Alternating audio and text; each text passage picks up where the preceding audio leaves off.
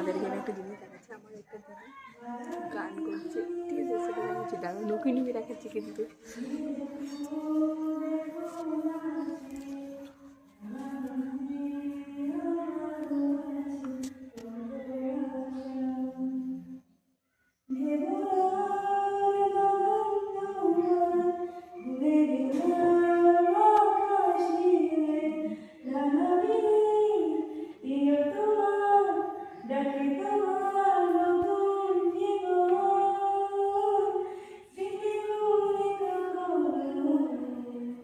যদি মনে পড়ে যায়